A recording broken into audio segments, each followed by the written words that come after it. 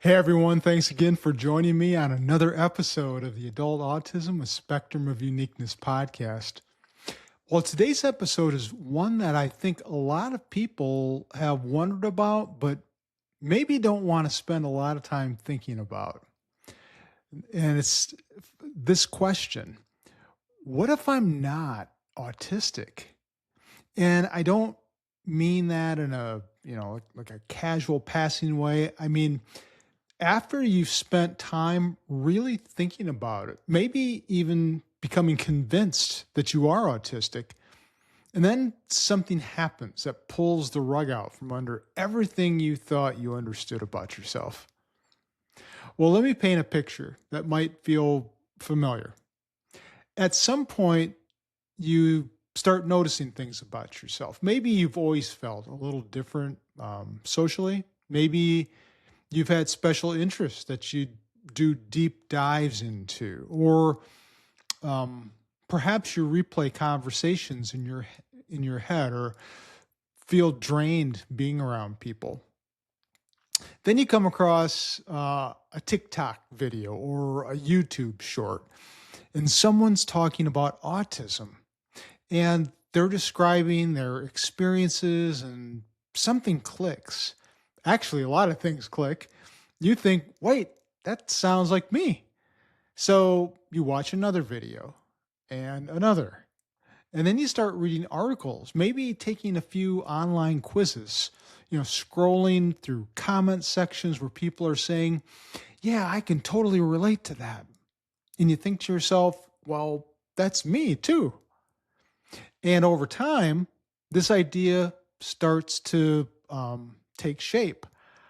I think I might be autistic. And not just maybe, by the way. It starts to feel like the answer you've always been looking for.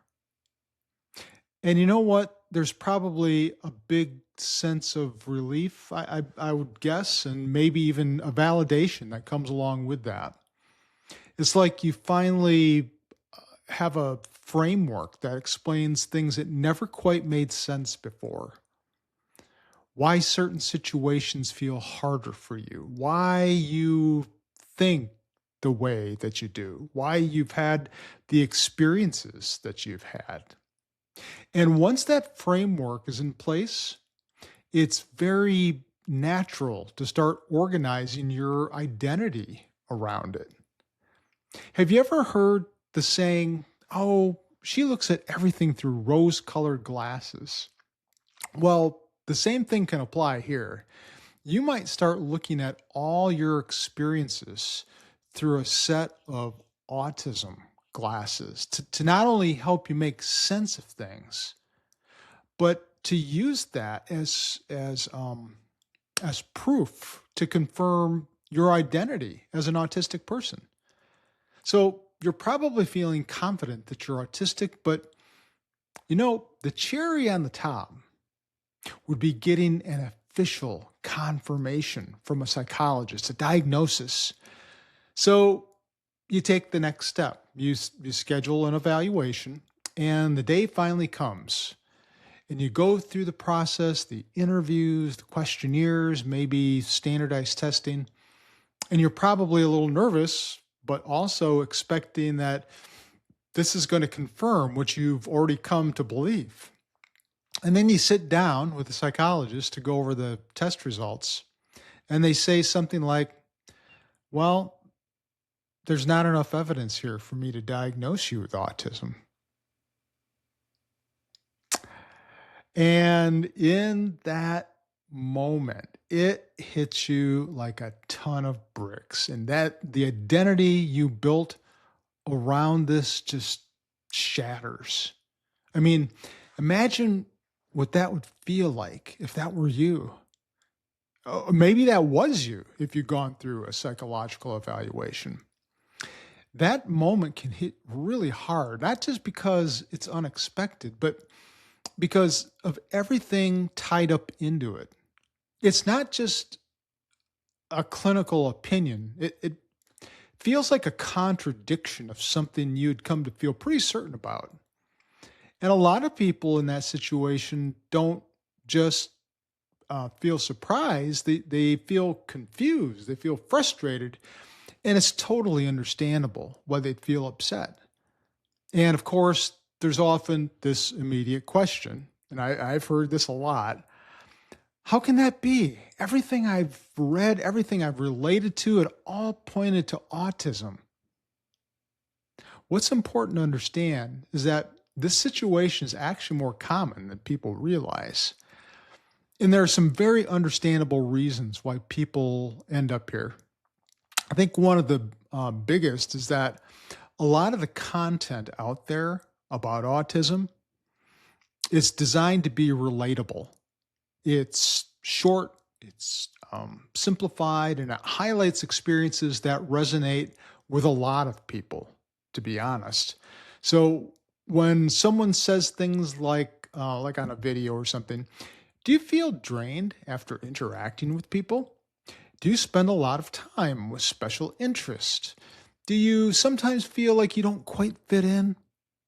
Well, those are experiences that a lot of people can relate to, not just autistic folks. Now, that doesn't mean those experiences aren't real or meaningful, by the way. They absolutely are. But they're not specific to autism. They show up in a lot of different contexts: anxiety, ADHD, I see that a lot, personality style, life experiences, even just normal variations in how people think and interact. So it's very easy to see yourself reflected in those descriptions and start connecting dots that feel very convincing. And this brings us to a really important distinction, and it's one that doesn't always get talked about. The difference between um, having neurodivergent traits and meeting diagnostic criteria for autism spectrum disorder. You can have traits that overlap with autism, things like needing routine, which is definitely true for me, having strong interests, like someone who's really into listening to classic rock, or feeling socially uncomfortable at times, and still not meet the criteria for autism spectrum disorder. A diagnosis isn't based on, you know, checking off a few boxes. It's based on patterns that show up consistently over time, um, across different situations, and that have a certain level of impact on how you function from day to day. And it also takes into account your developmental history. What things looked like earlier in life, not just now. So when a psychologist says there's not enough evidence for a diagnosis, they're not saying you don't struggle, or those experiences don't count. It might feel that way to you, though. What they're saying is that when they look at the full picture, it doesn't match the specific pattern required for that diagnosis. And this is usually the point where someone asks the question, okay, if it's not autism, then what is it? Well, there are a few directions this can go, and none of them mean you were off. They just mean the pattern fits better somewhere else. So, one possibility is anxiety, especially social anxiety. If you spent a lot of time, like feeling on edge in social situations, worrying about how you come across to people, replaying interactions afterward, the rumination, that can start to look a lot like autistic social differences from the outside. But the underlying driver is different. Now, another possibility is ADHD. A lot of adults with ADHD have intense interest, or struggle with shifting their attention. Even feeling overwhelmed in certain situations. And that can come across as socially out of sync at times. And I think one that gets overlooked as well is personality style. Some people are just naturally more introverted, more reflective, more internally focused. I've known plenty of people like this who aren't autistic. They just don't like small talk, or maybe they do talk to people, but they prefer to have deeper conversations with them instead of, like the idle chit chat. And then there's also the impact of life experiences. If you've had periods where you felt excluded, misunderstood, maybe out of place, you can develop patterns of thinking and interacting that mirror some autistic traits, even though they develop for very different reasons. Sometimes it's one of these, sometimes it's a mix, and sometimes it doesn't fit neatly into any one category, which can feel, unsatisfying, when you first hear that you're not autistic and you're trying to get the explanation. But, it's also honest. Human behavior doesn't always package itself cleanly into, diagnostic boxes. Now, let's talk about the identity piece, because this is really where things can get complicated. When you start to identify with something like autism, it can become a lens through which you understand yourself and everything that happens to you. It's like that old saying, oh, she looks at everything, once again, through rose-colored glasses. Well, when you start building your identity around autism, you start seeing everything through a pair of autism glasses. It helps organize your past experiences, and it gives you a way to make sense of things that may have felt confusing for a long time. And when those glasses are taken away, like when the psychologist says you don't meet the criteria for autism, it can feel like you lost your footing a bit. It's not just about a label. It's about the meaning attached to that label. And what often happens next looks a lot like a process people go through when they're dealing with loss, like grieving. I mean, not in a dramatic sense, but in a very real psychological sense. There's often, an initial disbelief that can't be right. And then maybe some pushback or frustration. That psychologist must have missed something. And after that, people sometimes start searching harder, doubling down, looking for more evidence to support the original belief. And then there can be a dip, a kind of like deflated feeling, like, well, now I'm back to square one. What do I do now? And eventually, if the person works through it, there's a level of acceptance that starts to take shape. But here's the key difference. This isn't actually about losing something real. It's about letting go of one way of organizing your identity and replacing it with something more accurate. It's less like losing a part of yourself and more like, how can I describe this? More like kind of rearranging the pieces so they fit together in a way that actually reflects who you are. But there's a lot of internal conflict that happens throughout this process, because that autism identity is holding on so hard, like a person who's hanging from a cliff. It all takes time. And you don't go from, I was sure I was autistic, to, oh, well, no big deal. I completely understand myself now. I mean, that doesn't happen overnight. There's a period where things feel unsettled.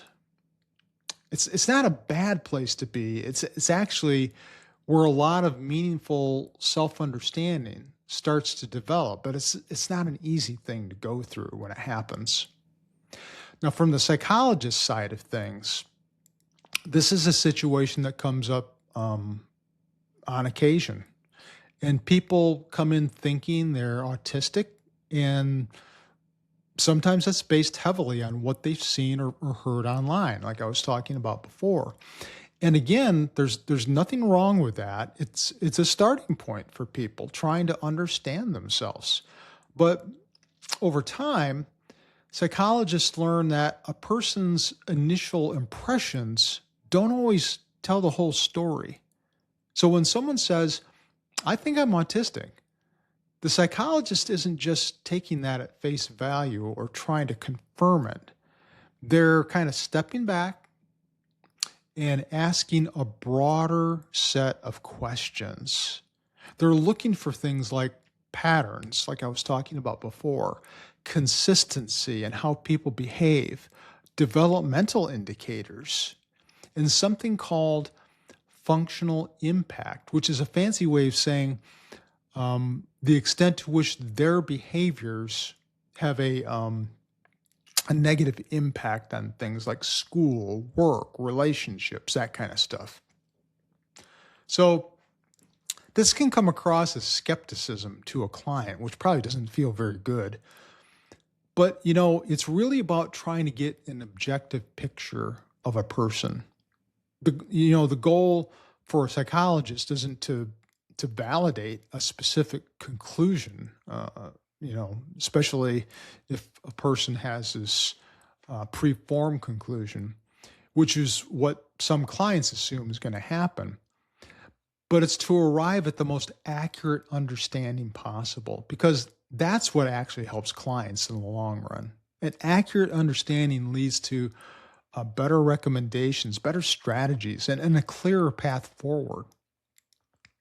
Now, if you're someone who's thinking about getting evaluated, one of the best things you can do is go into the process with an open mindset, not trying to prove that you're autistic, but trying to understand yourself more clearly. And that means being open to different possibilities. It could be autism, but it might be something else. It could be a combination of different things, or it might not fall neatly into a diagnostic category at all. And that's okay. The value of the evaluation is in the clarity it provides, not just the label. Now, let's say you've already been evaluated and the psychologist concluded that you're not autistic. It's okay to feel disappointed or upset or even dejected. I mean, this may have been something that you always assumed to be true about yourself. Well, give yourself some space to adjust. There's nothing wrong with needing time to reorient. But here's something you'll want to remind yourself of. You're not starting over. You're really starting to starting from a more accurate place. The questions you were asking were good questions. Now you just have better information to work with. And maybe the biggest takeaway here is that your identity isn't dependent on any single label. Labels can be useful. They can help you understand patterns and give you directions in terms of what might actually help, but they're not the whole story. You're not losing yourself by not receiving a particular diagnosis. You're refining your understanding of yourself. And you know what? This is something that evolves over time as you continue thinking about yourself through a different set of glasses. So if you've ever found yourself asking, what if I'm not autistic? Try not to see that as something threatening. Look at it as clarifying something very important about you. It's an opportunity to get closer to what's actually true for you. And ultimately, that's what will make a difference in the long run. Now, if this is something you've been wrestling with, just know you're not alone in this. A lot of people wonder about this. And if you thought about getting evaluated for autism, shoot me an email at chris@chrisquarto.com. And I'd be happy to tell you how the whole process works, which can be done pretty quickly, by the way. Well, thanks again for joining me today. And remember, your uniqueness is awesome. Have a great rest of the week.